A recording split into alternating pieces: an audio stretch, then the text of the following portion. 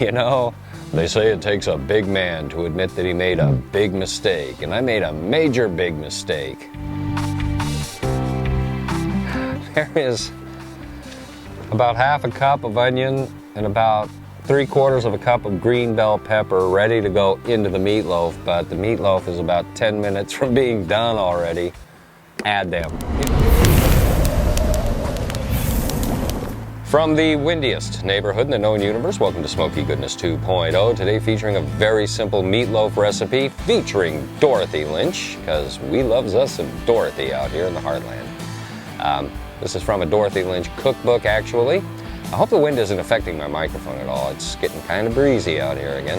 But anyway, we're gonna do that. We're gonna do it in the grill dome. It's already rocking out at 375 degrees, and we don't have a whole lot of prep to do out here, so this might be a quick video. Or it may be a long video because I have a possible announcement for something that might possibly be happening soon. We'll get into that later. I think you're gonna like this. But for now, let's get this meatloaf put together. Stick around.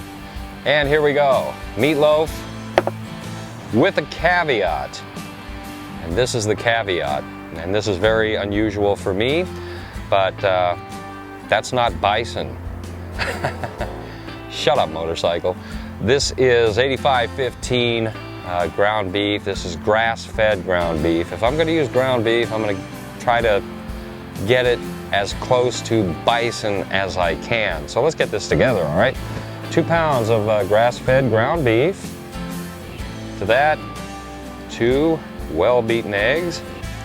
I beat them like they were the weather person around here, forecasting all this wind. And to that, I've got 1 cup of rolled oats. And I can't look at oats without thinking of Slim Pickens. I planted 80 acres of oats. All right, and to that, we have 1 cup of Dorothy Lynch. Because like I mentioned before, out here in the heartland, we loves us some Dorothy. You know what? I also brought out a spatula. Got to get every little bit of that out of there. Because it's Dorothy, you know? If you want Dorothy in her entirety. Maybe I should rephrase that. It's just a simple matter of mixing it all up, hence the gloves.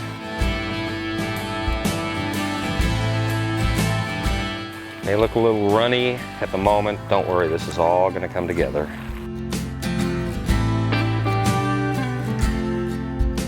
Smelling good already. It's the Dorothy. We're not done with Dorothy yet. All right, move that aside. I have 2 1-pound grease disposable loaf pans. We're just gonna throw our mixture into.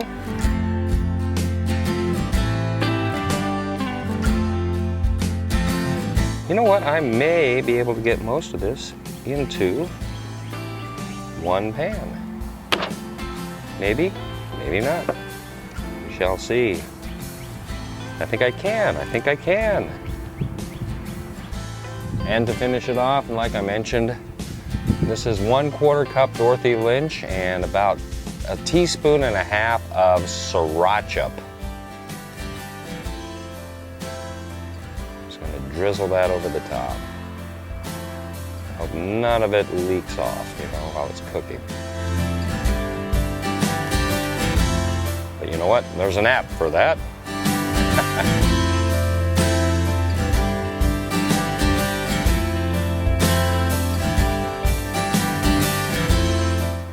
Anyway, I play with my food all day, but I want to get this on the grill, so let's do that right now.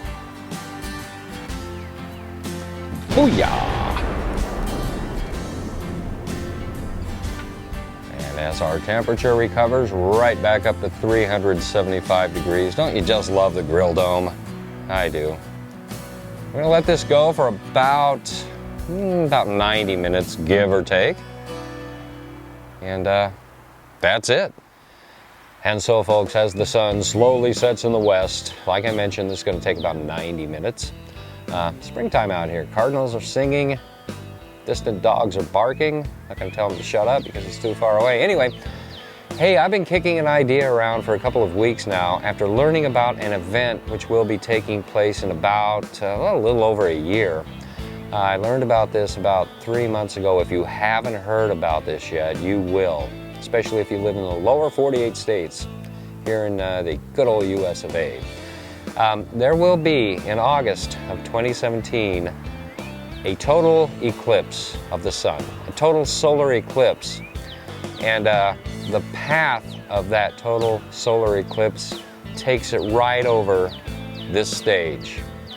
And I know a lot of people are going to be traveling from all over the world, really, to witness this event and experience it.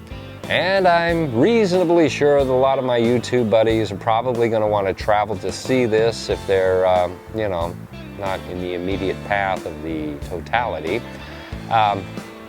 It's going to start near Salem, Oregon, and traverse from northwest to southeast to, I think, South Carolina. I'll put a link down in the bucket. There's a video, kind of an animated version of this. Hey, look at that. Right over the SmokeyGoodness stage. And like I mentioned, I know a lot of people are going to travel to see this because it could potentially be a once-in-a-lifetime event. I've seen a lot of partial solar eclipses. I've even filmed a few of them. But never experienced a total blackout like we're going to have on August, or in August. I think it's on the 17th, I'm not sure. It might be the 7th. I'll have to go back and check, but it's early. Since a lot of people are going to be traveling great distances to witness this possible once-in-a-lifetime event, might as well come up here because, as this map will show you, we get totality. If we go a little bit farther south of here, 20 or 30 miles, we get about a minute more. They're saying we're going to get about a minute and 24 seconds of total darkness out of it. But if I go south, like I mentioned, it could be upwards of 2 minutes, maybe even a little bit more. Anyway, it's early. The logistics have to be worked out. But grab your pit barrel cookers, grab your Jumbo Joes, and get up here. So what do you think? Would a blackout barbecue event be something you'd be interested in? I know I am. I mean, regardless. Oh, by the way, what if it's overcast that day, Mr. SmokeyGoodness guy? You know, that's something else to consider. But since we're in the path of totality, it will get dark regardless. I mean, it will become night in the middle of the day. I think this is going to happen about 2 o'clock or 1 o'clock in the afternoon. So either way, it's going to be cool. We don't get a whole lot of storms in August, but like I mentioned, as the date draws closer, we got a lot of logistics to work out and all that. But I want to do this. What do you think?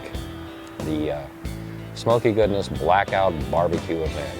Could be a thing, could be a thing. Anyway, I'm rambling. I know I'm going to be cutting this scene up into little tiny pieces parts, so let's get back to the meatloaf, shall we? Despite the fact that there are no onions or green bell peppers in this meatloaf, we're at 90 minutes mission elapsed time. I attribute the mistake that I made to me not stepping into the Wayback Machine. That's it. That's my story, and that's what I'm sticking with. We're gonna go for, hey, we're done. We are done. Look at that. All right.